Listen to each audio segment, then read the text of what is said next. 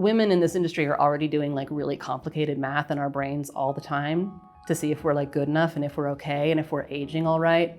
And like if enough people want to have sex with us, they'll be able to book roles in the future, which is basically what it comes down to. And I just think that like writers can be kind and like take some of that off of our plate by not pitting us against each other and comparing us in those ways.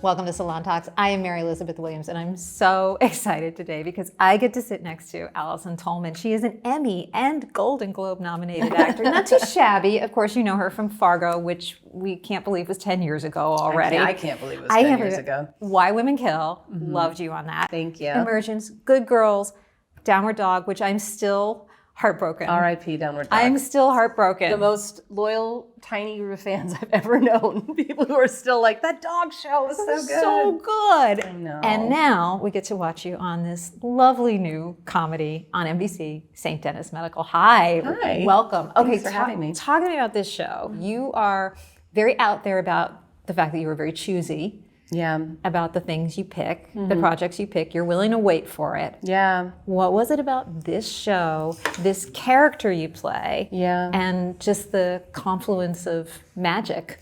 You know, it's funny because I have been really choosy about the things that I do, but I also never pictured myself being back on like a network sitcom at all. Because I kind of feel like I've been sort of chasing Fargo, and I'm sort of have been working my way towards more like prestige television, and like I want to like get another Emmy nomination. I want to like fire a gun and like be cool and run around. So I just did not see myself on a network sitcom. But yeah, that strange sort of confluence of events where the script came along. I've always wanted to do a mockumentary. I love mockumentaries. And my father had been sick the year before, so I had spent more time in like the medical industrial complex than I ever had in my life. So I was sort of like feeling kind of close to the subject matter, I think. And then also while my father was sick, my mom would come home from like spending all day in the hospital visiting him, and all she could do was watch a sitcom. That's like all she could really stomach. It was like a half-hour comedy, nothing scary, nothing sad, you know? And so I've been watching a lot of sitcoms, but when this came across my desk, and I was really like, oh, actually this is what I want to do, which I could not have been more surprised by, because I've been pushing splashy casts, and like this is what I've been like wanting to work for, is like HBO dramas, but then the script came along and I just was like, nope, this is the thing that I want to do next. Allison, you remind me, like, this is the plot of Sullivan's Travels, right? Like, this is what you're telling me is the plot of Sullivan's Travels, right? Yeah. Like, you wanted to do a Brother... Go back home. You wanted to do a Brother, Where Art Thou? And then you go and you see people laughing and you realize, this is kind of what I wanted to do instead. Yeah, and then I ended up in, like, the dreamiest job. Like, it was close to home. It was the happiest set. Everyone, because this was picked up to series during the writer's strike, and we started shooting the rest of the season as soon as the actor's strike ended. And so we were one of the only shows working in town. So just a really happy, really, really grateful set to be together and to be working. So it ended up being this really special kind of dreamy job for me. You said you're a fan of mockumentaries. I am too. What's your favorite?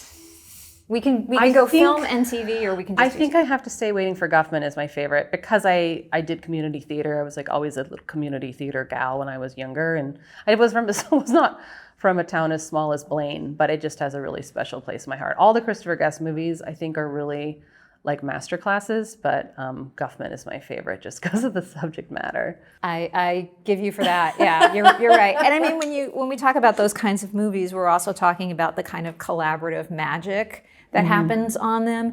You are in this dreamy cast. You come from Second City. You come from sketch comedy. You're working with other people who come from improv and from the sketch world. How does that inform the relationships that you have and the dynamics that you have with this amazing cast? Yeah, it's a funny cast, because it's like, I studied theater and then moved into sketch comedy, and Kai-Yoon went to Juilliard, as did David. Did he go to Juilliard?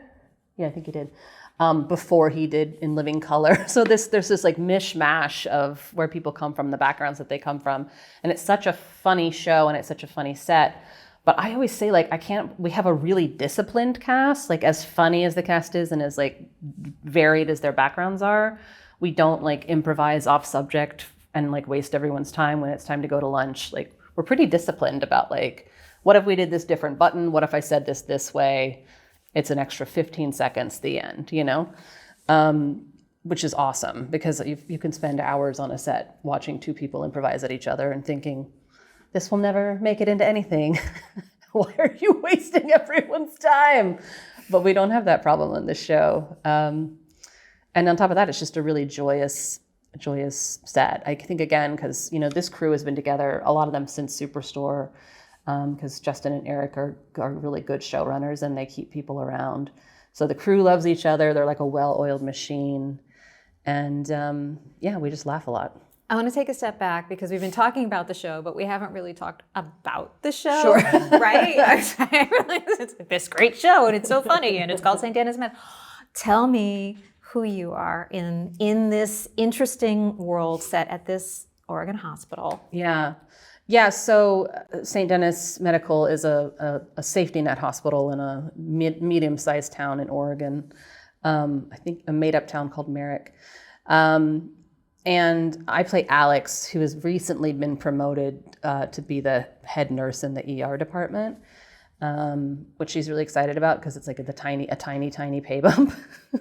But she likes responsibility and she thinks she does things right all the time. And so she's happy to be able to like teach other people how to do things her way.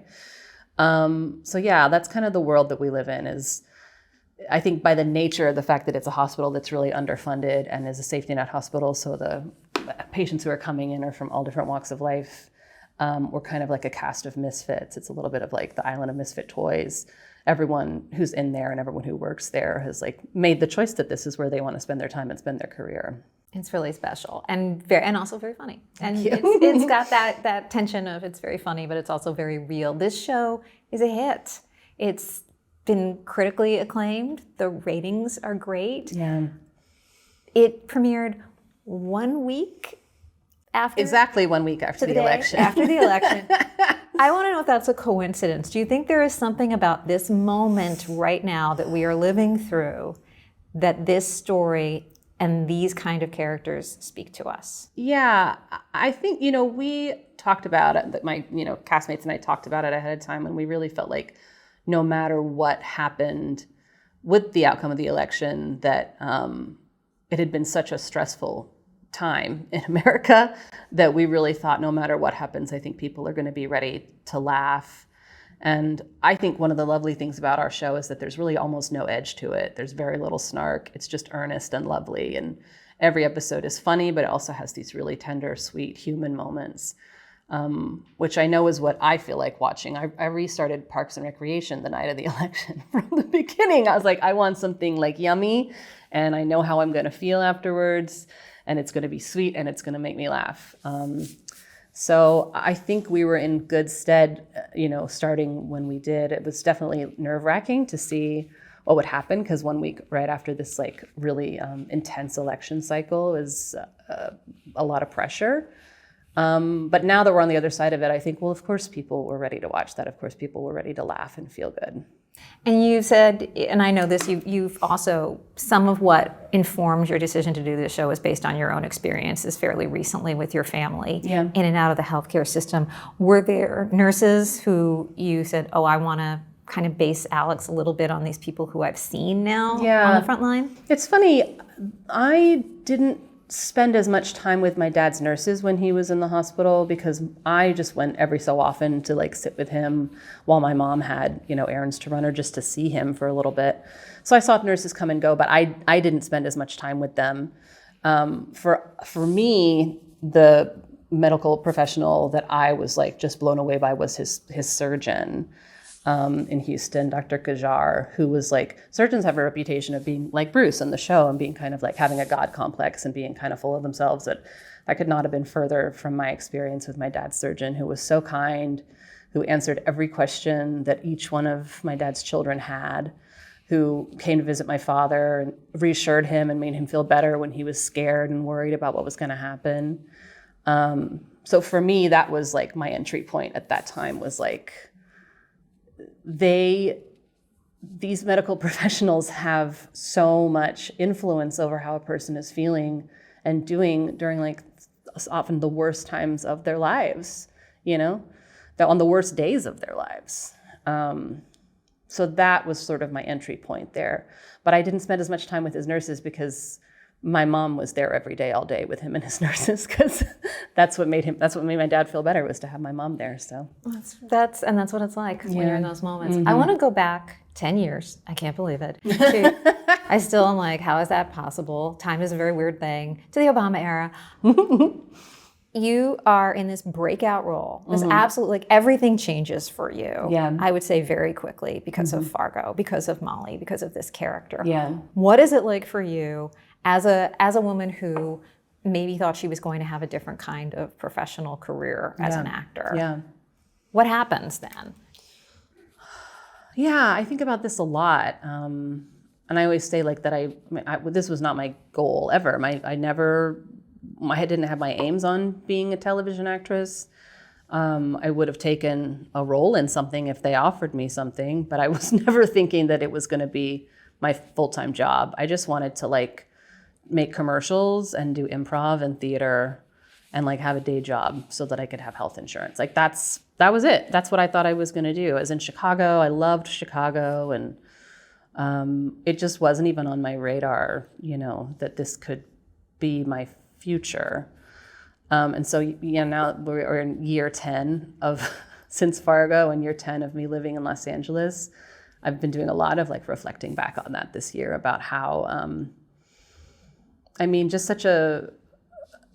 know you can only get like struck by lightning if you stay in the storm, but like I still just feel like I was so lucky. I was so lucky that Fargo came along, that they opened up the casting to the Midwest, that my agent got me to tape something.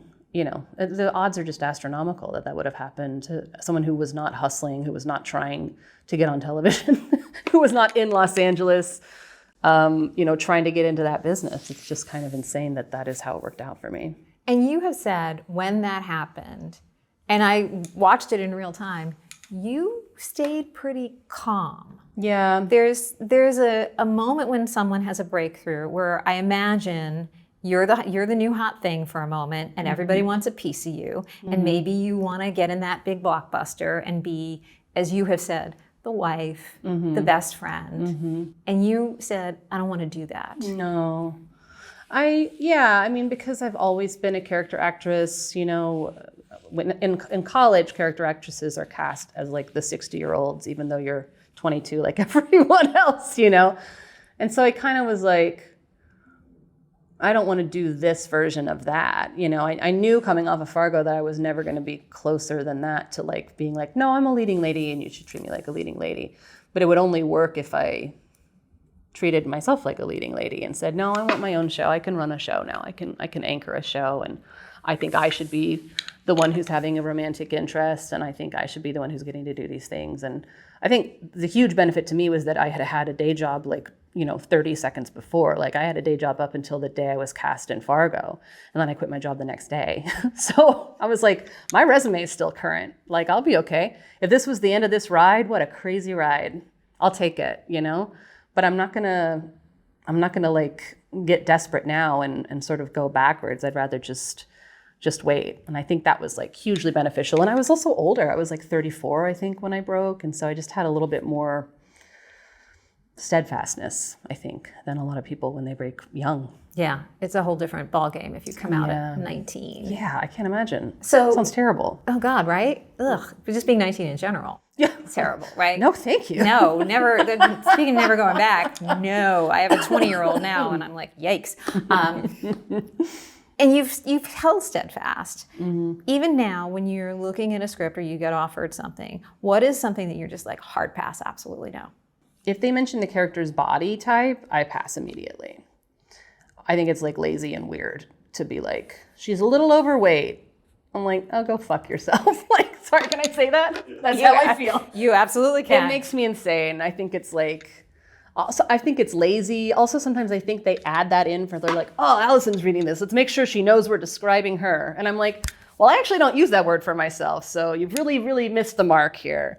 I just hate it. I just really think it's a bummer. And I've actually expanded that now to like, I don't really like when scripts call out anybody's physical, when they're like, there's 3 nurses. One of them's the skinny nurse and one of them's the nurse with glasses. And I'm like, this is deeply, deeply weird. It's so weird to describe people's, and they do it mostly with female characters, to describe people's characters with like body attributes is like so bizarre.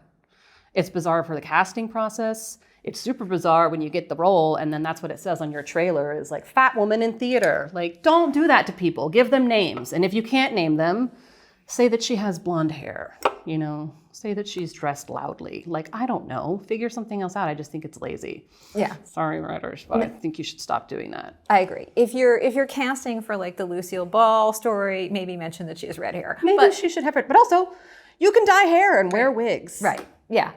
And I know that it's like a lot of times, because I've actually bring this to most of the writers that I work with when I see it. I'm like, hey, can you not do this? I really don't like it. And these, for the following reasons, it's like really upsetting and hard for actresses to read these things about themselves or about other characters. Oh, if she's the skinny nurse, then I'm not skinny enough because she was cast as the skinny nurse. So what am I, you know? It's like women in this industry are already doing like really complicated math in our brains all the time to see if we're like good enough and if we're okay and if we're aging all right.